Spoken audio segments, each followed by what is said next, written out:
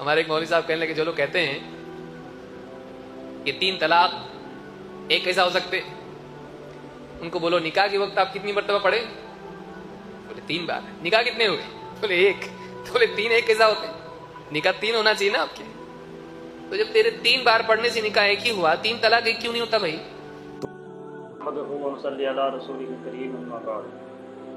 معزز سامعین، آپ حضرات نے یہ گفتگو سنی، یہ اہل حدیث عالم ہیں، امید ہے کہ آپ نے سمجھ بھی لی ہوگی۔ ان کی بات کا خلاصہ یہ ہے کہ اگر کوئی آدمی ایک مجلس میں کسی عورت سے 3 بار نکاح کرے، 3 بار نکاح کرنے کا مطلب یہ ہے کہ 3 دفعہ کہے کہ میں نے قبول کی، میں نے قبول کی، یعنی 3 دفعہ قبول کر لے نکاح، جیسے نکاح ہمارے ہاں ایجاب و قبول کرایا جاتا ہے، تو یہ فرما رہے ہیں کہ یہ ایک نکاح ہوتا ہے۔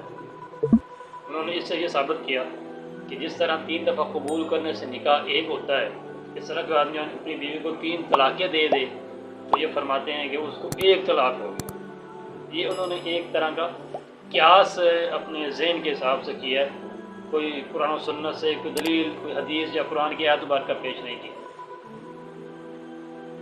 اس سے پہلے آپ ذرا یہ سنیں تھوڑی کیا گیا ہے، نکاح میں اگر صرف ایک مرتبہ کہہ دیا جائے قبول ہے تو وہ کافی ہوتا ہے۔ اور مجھے 36 سال ہو گئے ہیں نکاح کی مجلس میں بیٹھتے، اور میں نے کبھی نہیں سنا کہ کسی قاضی نے، یوں ہی میں رہا، میں 17 سال یہاں عرصہ ہوا ہے، کبھی کسی قاضی نے 3 مرتبہ نہیں کہا۔ ایک مرتبہ دلہا کہہ دے قبول ہے، دلہے کا قبول کرنا ایک مرتبہ ہی کافی۔ قبول تو قبول ایک بار ہی کافی ہے، اور ایجاب بھی وہ جو کرتا مسجد میں قبول ہے، ہاں قبول ہے، اس کو بھی 3 بار کراتے، کوئی ضروری نہیں، شاید ویریفیکیشن کے لیے کرتے، ایک بار غلط تو نہیں بولا، سیکنڈ میں غلط تھرڈ میں غلط تو نہیں بولا، لیکن ایک بار کہنا بھی۔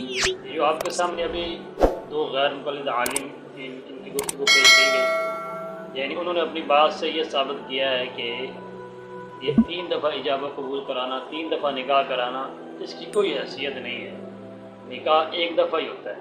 ایک دفعہ کہہ دے کہ تو نے قبول کی، اگر سے بندہ کہہ دے میں نے قبول کی، تو یہ نکاح بس ہو جاتا ہے۔ اب اس سے یہ ثابت ہوا کہ ایک دفعہ ہی ایجاب و قبول کرنے سے بس بیوی نکاح کے اندر آ گیا، تو اس سے پھر ان کا جو پہلے والا کا قیاس تھا، اس سے تو یہ ثابت ہوگا اگر ایک دفعہ آدمی بیوی کو طلاق دے دے، ایک مرتبہ کیا تجھے طلاق، اب اس سے تو بیوی بالکل فارغ ہو جانی چاہیے۔ یعنی اگر ان کے قیاس کو دیکھا جائے تو ظاہری بات ہے اس بات کو ماننے کے لیے تیار نہیں، وہ تو 3 کو 1 کہتے ہیں، اب 1 کو 3 کیسے کہیں گے؟ اس کو بات کو پھر یہ مانیں گے نہیں۔ دوسری بات یہ ہے کہ ہمارا یہ سوال ہے ان غیر مقلد عالم سے، ایک آدمی ایسا ہے کہ جو اپنی بیوی سے نکاح کرتا ہے، عورت سے نکاح کرتا ہے، ایک دفعہ نکاح کر لیا، 1 مہینے کے بعد دوبارہ اسی سے کہتا ہے میں تجھ سے نکاح کیا، تو نکاح پر تو نکاح پر، نکاح تو پہلے اس کا ہوا ہے، الگ الگ 3 ماہ کے اندر بیوی سے کہتا ہے کہ نکاح، اور لوگوں کو بھی بلاتا ہے نکاح پڑھانے والے کو، تو 1 مہینے کے بعد ایک اور نکاح پڑھا لیتا ہے، تیسرے مہینے کے بعد ایک اور نکاح پڑھا لیتا ہے۔ اب ہمارا سوال یہ ہے کہ یہ 3 نکاح ہوں گے یا 1 نکاح ہوگا؟ اب یہ بھی نکاح بھی یہی یعنی کہ مذہب ہے اور عقیدہ ہے کہ یہ ایک ہی نکاح ہوگا، تو 3 نکاح نہیں ہوں گے۔ اس سے یہ ثابت ہوگا کہ ایک آدمی بیوی کو طلاق دے ایک دفعہ، پھر 1 مہینے کے بعد ایک اور طلاق دے دے، پھر 1 مہینے کے بعد ایک اور طلاق دے دے، اس طرح اہل حدیث مسلک کے مطابق بھی 3 طلاقیں ہوتی ہیں، تو پھر یہ ثابت ہوگا کہ یہ 1 طلاق ہونی چاہیے، لیکن یہاں میں کہتا یہ 3 طلاقیں۔ تو اللہ تعالیٰ ان کو سمجھنے کی توفیق عطا فرمائے۔ جب بندے کے پاس کوئی دلیل نہ ہو قرآن و سنت سے، تو پھر اس طرح کی جہلانہ جو ہے وہ قیاسات شروع کر دیتا ہے۔